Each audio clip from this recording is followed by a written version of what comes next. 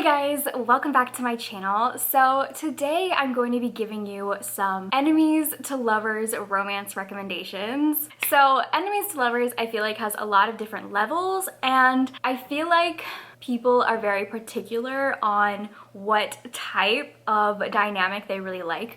Some people prefer enemies to lovers where they don't actually hate each other. Maybe they're just rivals or they had a miscommunication and they dislike each other. And then other people really want the hate aspect. They really want like the toxicity and the hatred. And then if you're like me, I just enjoy all of it. So I wanted to not only give you enemies to lovers recommendations, but give you specific types. So I've broken this up kind of into smaller categories. So I'm gonna start with the one-sided enemies to lovers because I feel like this category tends to be the most fun. So this is when only one side of the couple dislikes the other or considers the other person a rival or an enemy, or all the hatred is on one side and then the other person is just like, I have no problem with them, or completely like blissfully unaware of how much the other person does not like them. So the first one we have is The Bridge Kingdom by Danielle L. Jensen. This follows a girl who has been training her whole life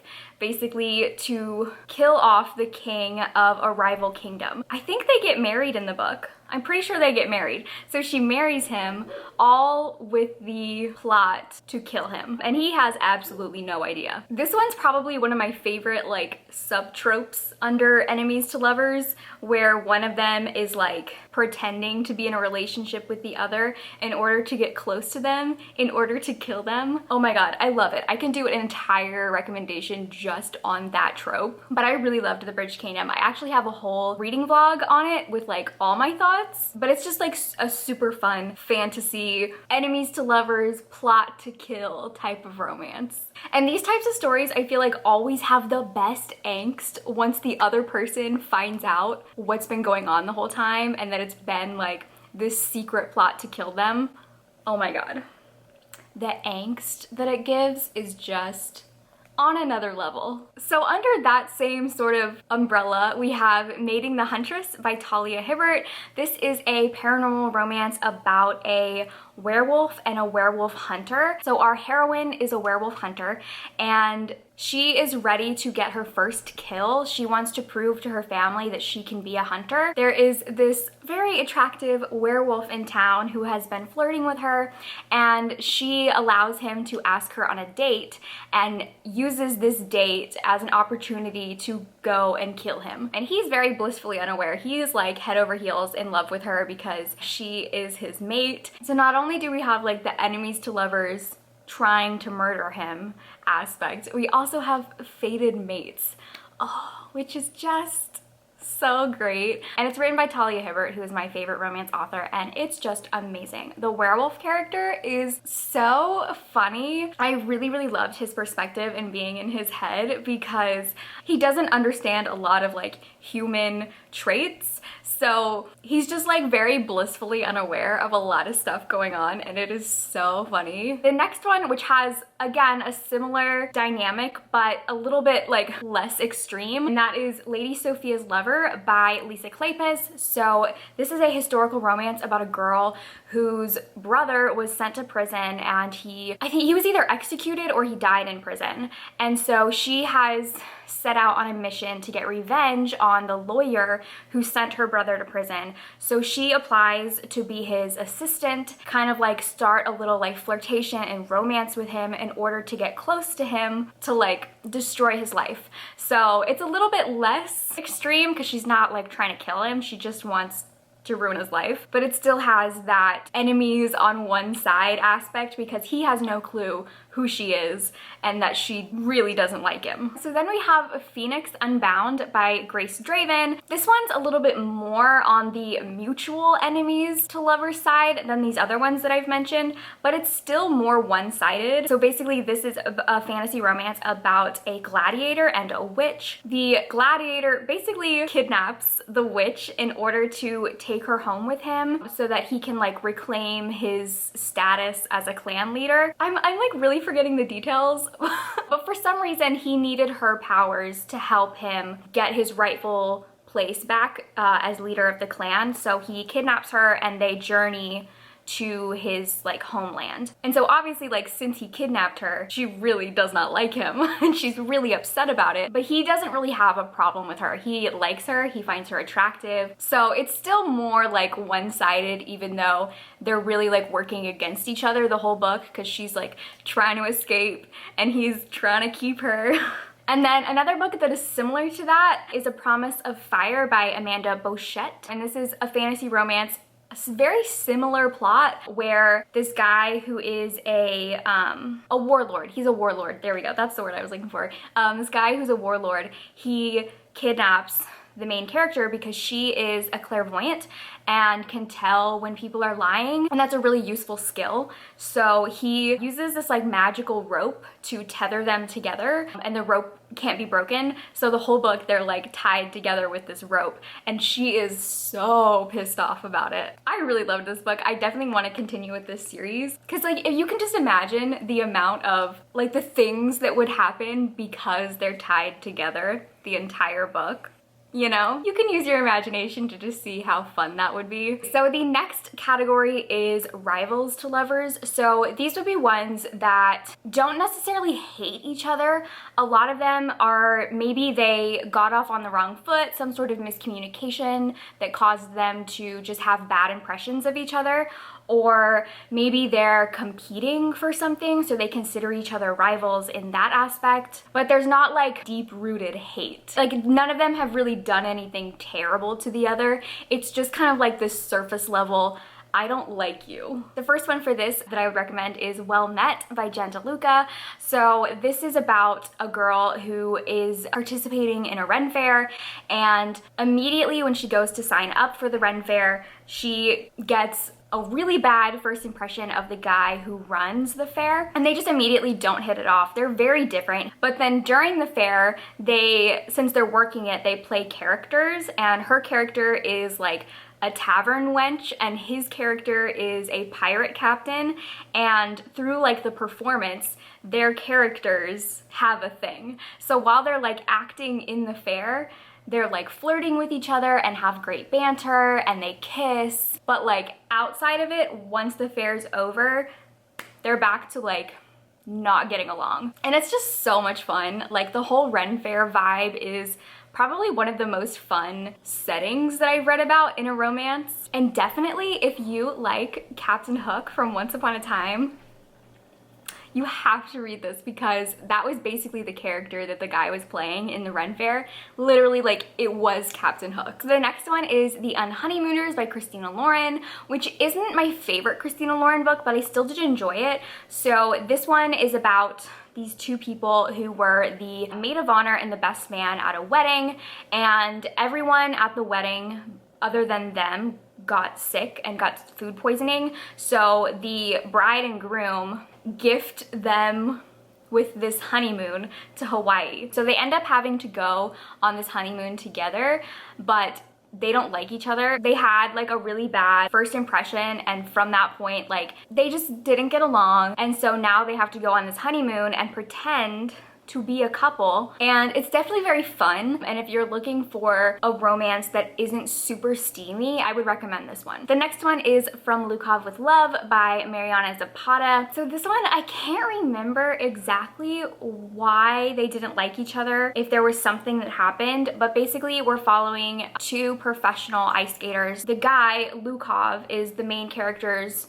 best friend's brother, and he's like the best male ice skater. He does like pair skating, and his partner got injured, so he needs a new partner, and he asks the main character to be his new partner, and she's very reluctant to do it because she doesn't like him.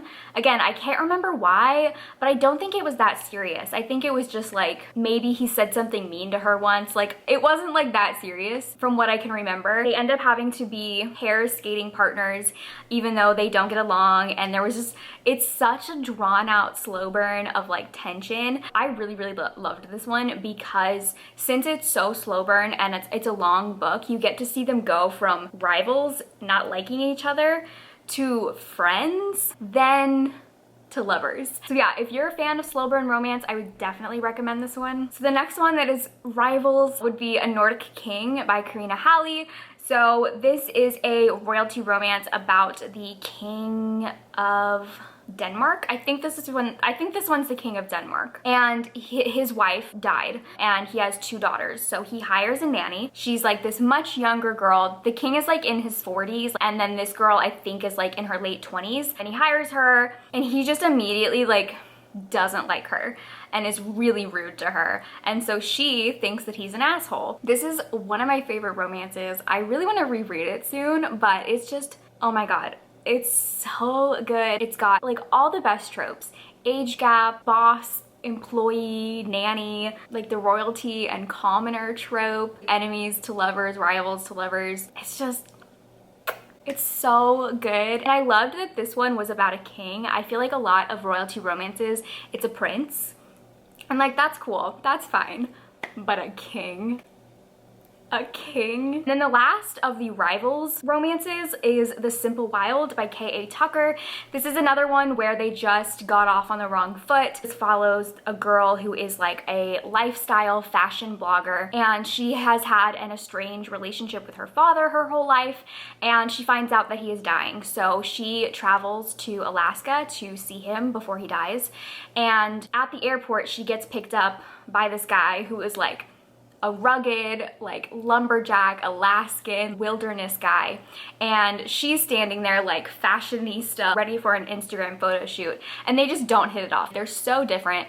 They immediately don't like each other. He tries to make her life hard. Like, he is not very nice to her. He does things that makes her life so much harder, and they really don't get along. And then over the course of the book, they kind of start to learn more about each other and realize that they had the wrong first impressions of each other. I love this book. It's one of my favorite books. It's a really great book, I think, to read during the winter time, especially because there is like the snowed in trope where they get snowed in somewhere and stuck and they can't leave. So then we have the last category, which is hate to love. So these are characters who genuinely hate each other, or one or both of them have done really bad, unforgivable things to the other. And again, like, I know when some people say enemies to lovers, this isn't what they want. And then other people, this is exactly what they want. They want the toxic. So the first up for hate to love is Vicious by LJ Shen. I feel like this is one that like always gets recommended for enemies to lovers or hate to love. But basically this is about 2 characters who did not get along in high school. The guy, he was very rich, came from a very wealthy family, and the girl, her family worked for them. I think her mother was like the maid and the father was like the groundskeeper or something, and they lived in like the servants area of the house or on the property. There was like a misunderstanding, a miscommunication, and that caused the guy to like really hate the girl. He just made it his life's mission in high school to make her life miserable. And towards the end of high school, he basically ran her out of town. And so she moved away, she never looked back, and now it's 10 years later. She is now taking care of her sister who has some medical problems. She lost her job. They have no money for rent,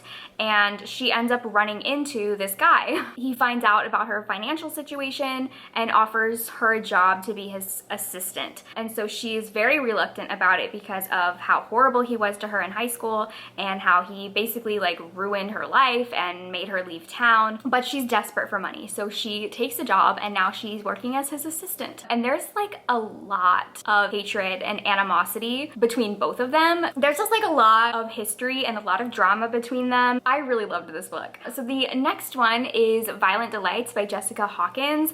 This is a cartel romance. So the main character is the daughter of like this cartel boss. When she was young, her father had like a rival cartel boss murdered, and then like took in that guy's 2 sons and raised them as his own, kind of, and they worked for him. And then when she was young, she walked in on the older of the sons standing over her mother's dead body, and he like held her at gunpoint and used her to escape. And it's like always been very traumatizing to her. She has nightmares about it. And then he comes back into their lives, and for some reason her father has forgiven him and believes that he's not the one that killed her mom, and she's very suspicious about it because she still believes that he's the one that killed her mom because she walked in on them. But she's also dating his brother.